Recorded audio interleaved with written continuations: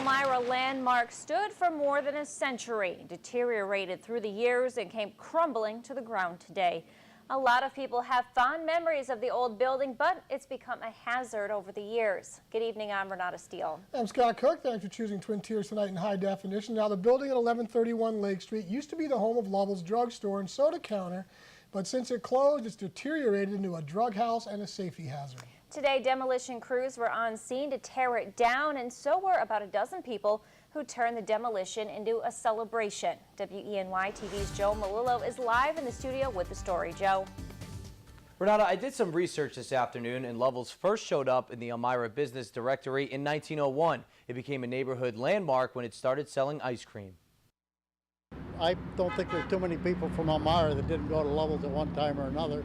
Lovell's drugstore was a staple in the Elmira community for generations. In the 60s and 70s, people would go for the old-fashioned ice cream sodas.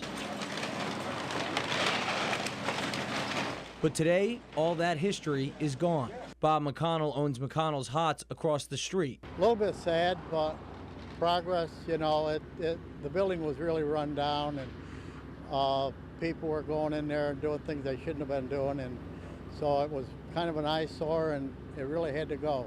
The demolition is part of a citywide effort to get rid of problem buildings.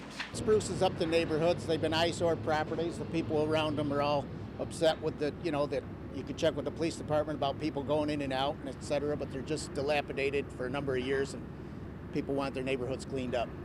Pastor Bobby Smith from Shabbat Tabernacle, which sits right next door, says the old building was a haven for drug users. I understand about the history behind it, but also it's been a hindrance. It's been a hindrance to many of us. With the building down, the church can continue its renovations and may even get off-street parking.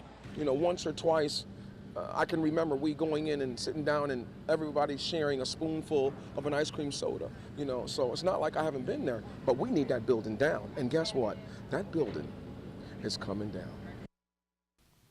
Now, the city also knocked down 3 other rundown buildings over the past week. Crews will take down one more as soon as they finish on Lake Street. Live in the studio, Joe Malillo, WENY TV News.